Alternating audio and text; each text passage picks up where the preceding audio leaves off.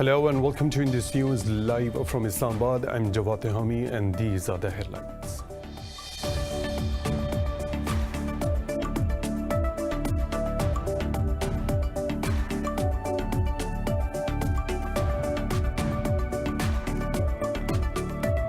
Pakistan says it has successfully internationalized the Kashmir issue despite Indian efforts to undermine the conflict. Speaking at a press conference, Foreign Minister Shah Mahmood Qureshi said Islamabad raised the dispute on every world forum.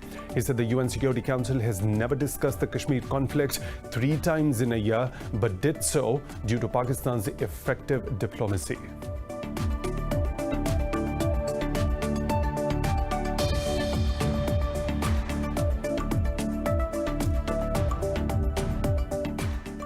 Israel's warplanes have attacked the Gaza Strip for a 7th consecutive night.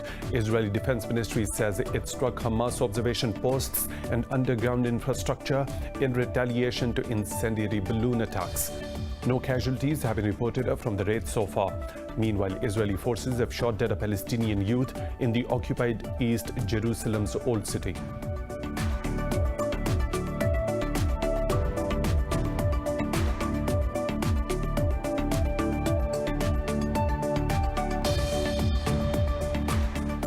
In Afghanistan, at least 10 people have been injured after multiple rockets targeted the diplomatic district in Kabul on the country's 101st Independence Day. The Interior Ministry says several rockets were fired from 2 vehicles in the city.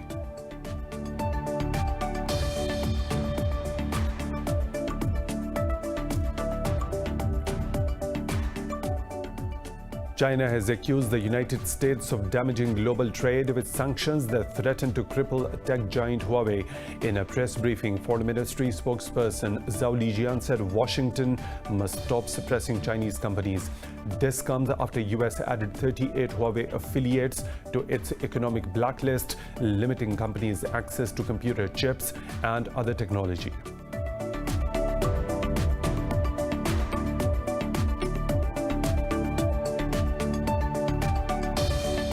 India has recorded the world's highest number of daily deaths from COVID-19 as 876 more lost their lives, taking the toll to nearly 52,000. Brazil has reported 684 deaths and nearly 20,000 infections in the past 24 hours, while the US has recorded 440 deaths overnight, raising the toll to over 170,000 with 5.4 million infections.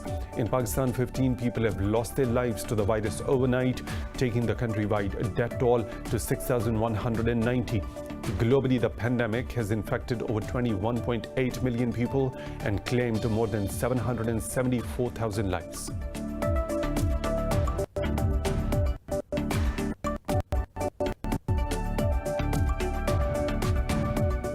And in football, Inter Milan beat Shakhtar Donetsk by 5-0 at Makhosh Spiel Arena to reach the Europa League final. The Italian side will meet 5-time Europa champions Sevilla in the final on Friday.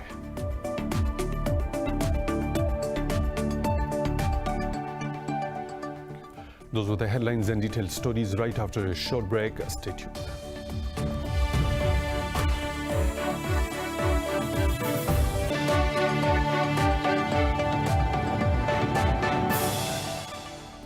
Welcome back, and now for the news in detail. Pakistan says it has successfully internationalized the Kashmir issue despite Indian efforts to undermine the conflict. Speaking at a press conference, Foreign Minister Shah Mahmood Qureshi said Islamabad raised the conflict on every world forum. Qureshi said the UN Security Council had never discussed the Kashmir conflict 3 times in a year, but it did so due to Pakistan's effective diplomacy.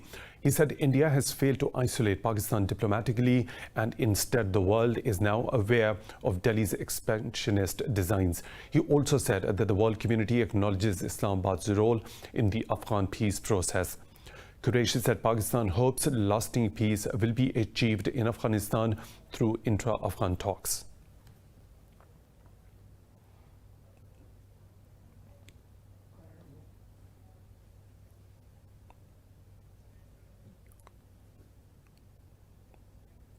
The number of Indian soldiers killed in occupied Jammu and Kashmir has risen to 5. The occupying forces personnel came under attack during a 2-day cordon and search operation in Baramulla district. Police said 4 troops were killed and several others wounded yesterday, while its soldiers succumbed to the wounds today. 3 Kashmiris were martyred during the operation, while occupying forces also destroyed a house. Tensions are on the rise in the valley as 1 year has completed this month since India abrogated occupied Kashmir's special status. Israel's warplanes have struck the Gaza Strip for the 7th consecutive night. The Defense Ministry says it hit Hamas observation posts and underground infrastructure in retaliation for explosive balloons. No casualties have been reported from the raids so far.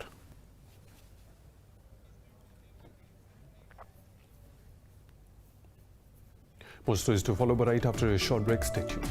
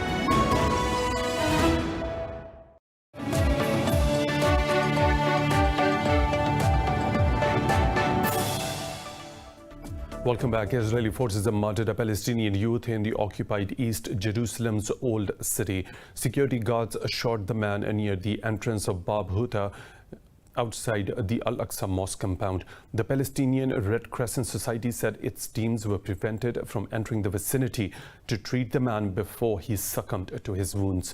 Israeli police claim the Palestinian was neutralized in retaliation of alleged stabbing attack. The incident came hours after Israeli security guards shot and wounded a deaf Palestinian. The civilian was not able to hear the orders to stop at a checkpoint in occupied West Bank. The US says Washington will not chase Palestinians for a peace deal with Tel Aviv as it shifts its focus on implementing the UAE-Israel Peace Pact. In a media briefing, senior White House advisor Jared Kushner urged Israel to focus on creating new relationships and alliances. Kushner added that Washington will not approve Tel Aviv's annexation in occupied West Bank for some time. He blamed Iran for provoking regional strife, saying Tehran will not want Saudi Arabia and Israel to make a peace agreement. The White House advisor said Riyadh is committed to the cause of a Palestinian state and its people's economic prosperity. Earlier, Israel's President Reuven Rivlin invited the UAE's de facto leader and Abu Dhabi Crown Prince Mohammed bin Zayed Al Nahyan for a visit.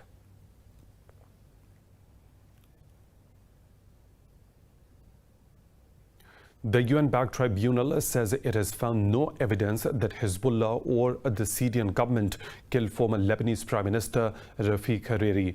The tribunal was reading the verdict in the trial of 4 Hezbollah members charged with conspiracy to killing Hariri and 21 others in 2005 bombing. The accused were tried in absentia by the special tribunal in The Hague. The assassination of Hariri plunged Lebanon into what was then its worst crisis since the 1975 to 1990 civil war. The backlash over his murder led to the withdrawal of the Syrian forces that had occupied Lebanon for 3 decades. The judgment was initially expected earlier this month, but was delayed after the port explosion that killed over 200 people. In Afghanistan, at least 10 people have been injured after multiple rockets targeted the diplomatic district in Kabul on the country's 101st Independence Day. The Interior Ministry said 4 children and a woman are among the injured. The ministry said several rockets were fired from the 2 vehicles in the city. It was also not immediately clear who was behind the attack. The strikes come as the Kabul administration and the Taliban are set to start the intra-Afghan negotiations. Afghanistan's President Ashraf Ghani has warned that a possible international deal on the fate of Afghans will be rejected by Kabul. The president pledged that the republic and the government forces will not be compromised in the peace process with the Taliban. In an interview, Afghan presidential spokesman Siddiq Siddiqui said the government will halt a release of the remaining prisoners until the Taliban free their troops. Responding, the Taliban said they will not attend the intra-Afghan talks until the government releases all the 400 prisoners as promised. Taliban spokesman Sohail Shaheen said the group has fulfilled its obligations and has no other security personnel left in its custody. The US, France and Australia are opposing the release of some of the prisoners. Ghani signed the decree to release the prisoners a week ago, a process that was first approved by the Loya Jirga. Brazil has reported 684 deaths and nearly 20,000 new COVID-19 cases in the past 24 hours, while the US has recorded 440 deaths overnight, raising the toll to over 170,000 with 5.4 million infections. Globally, the pandemic has infected over 21.8 million people and claimed more than 774,000 lives. This report has the details. Despite the hopes of a vaccine to be made and released soon, the new coronavirus continues to claim thousands of lives globally every day. The WHO says younger people Those in their 20s, 30s, and 40s are the ones now driving the pandemic, and many don't know they have the virus. In the US, some schools are closing once more and shifting back to online instructions following infection clusters on campus. While in Argentina, thousands have taken to the streets to protest plans to extend coronavirus restrictions in the region. Mexican President Andrés Obrador has volunteered to be among the first to try a Russian vaccine for the novel coronavirus. I would be the first that would allow to get vaccinated because it is very important to me. But we need to understand what is happening and to guarantee that it is effective and it can reach everyone. In Europe, the second wave has caused many countries to fall back to lockdown restrictions as they fight to control the outbreak. Down under, the Australian Strait of Victoria has reported its lowest number of cases in a month, raising hopes that the second wave might be slowing down. In New Zealand, the biggest city of Auckland remains under lockdown as the country reported 13 fresh cases. Prime Minister Jacinda Ardern hit back at US President Donald Trump for saying her country is experiencing a big surge in COVID-19. Well, obviously it's patently wrong, but again, as I say, those people who are following what's happening around the world will see New Zealand's status. We are still one of the best performing countries in the world when it comes to COVID. Our work is focused on keeping it that way. In Asia, mainland China has reported 22 new cases, all of them imported and no domestic transmissions. South Korean authorities are eyeing tougher restrictive measures as 246 new cases were reported overnight. India has recorded the world's highest number of daily deaths from COVID-19 as 876 more lost their lives, taking the toll to nearly 52,000. The Health Ministry said 55,079 new cases were recorded, bringing the country's caseload to over 2.7 million. It said there are still over 673,000 active cases in the country. The ministry said Maharashtra and Tamil Nadu states make up 40% of all the confirmed cases. India remains the third worst hit country from the infection after the US and Brazil. Pakistan's Drug Regulatory Authority has approved clinical trials of a COVID-19 vaccine. Officials say 200 volunteers will participate in a 56-day trial that will be carried out in collaboration with a Chinese company. In a statement, the National Institute of Health said the International Center for Chemical and Biological Sciences will carry out the test in collaboration with a Chinese company. Meanwhile, the Health Ministry said more than 270,000 people in Pakistan have recovered from the COVID-19. The ministry said the active cases have reduced to 13,600. It said 617 cases were reported overnight as the tally crossed 289,000. The ministry said 15 people have lost their lives to the COVID-19 in the last 24 hours, raising the death toll to 6,190. Pakistan's Army Chief General Javed Bajwa has discussed regional security with Saudi Vice Defense Minister Khalid bin Salman. Chief of Army Staff General Bajwa is in Saudi Arabia on an official visit. In a statement, the military's media wing said the two leaders discussed matters of mutual interests. Earlier, the Army Chief also met his Saudi counterpart, General Fiyad al-Ruwaili, to discuss military ties. General Bajwa was presented the Guard of Honor at the Ministry of Defense upon his arrival. The head of Inter-Services Intelligence, General Faiz Hamid, is accompanying the Army Chief. Pakistan's Nargis Mawalwala has been named the new Dean of School of Science at the prestigious Massachusetts Institute of Technology. The Pakistani-American astrophysicist will be the first woman to serve as Dean of the School of Science. Mawalwala was born in Lahore and raised in Karachi. She is renowned for her pioneering work in gravitational wave detection. She has received numerous awards and honors for her research and teaching. Mawalwala will be the first woman to serve the Dean of the School of Science. She will assume her responsibilities from the 1st of September.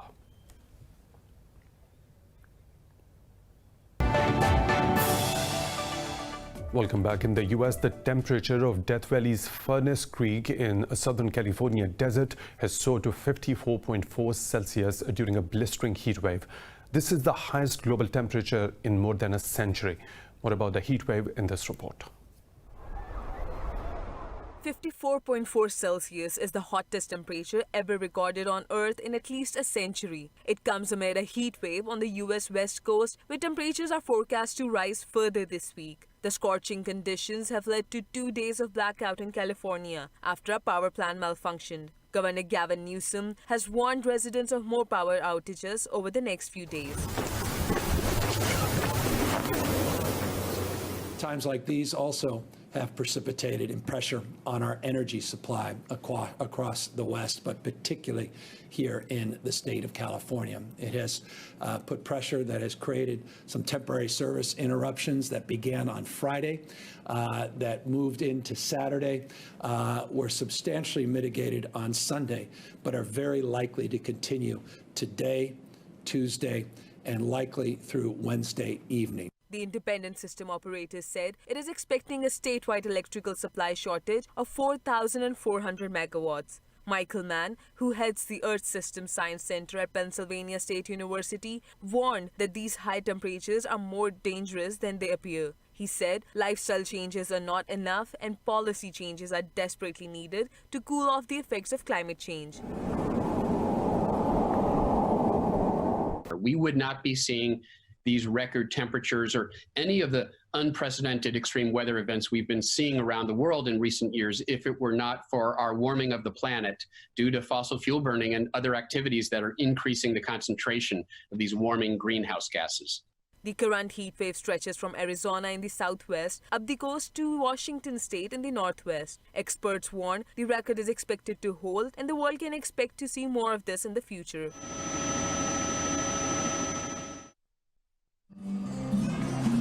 Israeli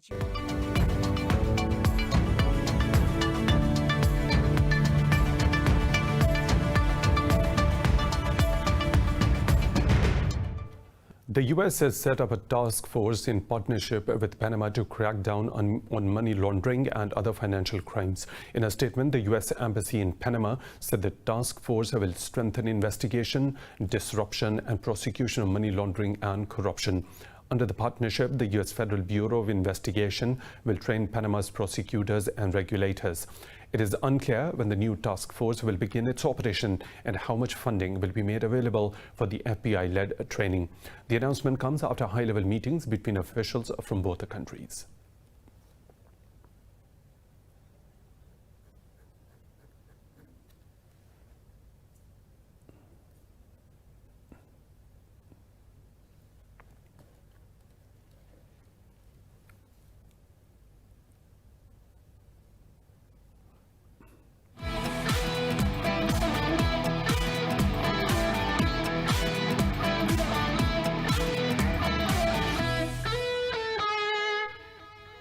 Pakistani ace Babar Azam has become the only batsman to be ranked among top 5 in all formats of cricket.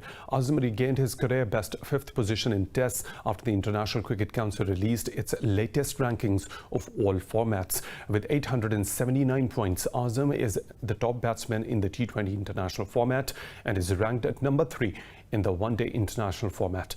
Indian skipper Virat Kohli tops the ODI batting rankings, while Steven Smith is dominating the Test charts. Mohammad Abbas also moved up to the 8th spot in the Test rankings. Pat Cummins tops the Test bowling rankings, while Trent Boult is number 1 in ODIs. Among teams, Pakistan currently occupies the 7th spot in the ICC Test rankings, 6th place in the 50-over format, and 4th in T20s.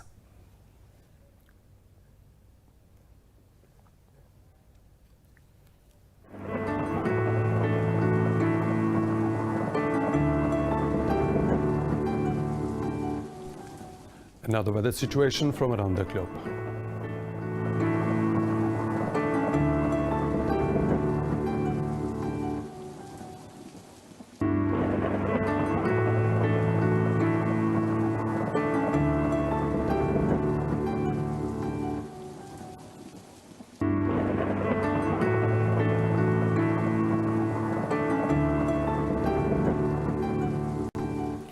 And that is all for now. For the latest updates, you can follow us on social media at Indus News.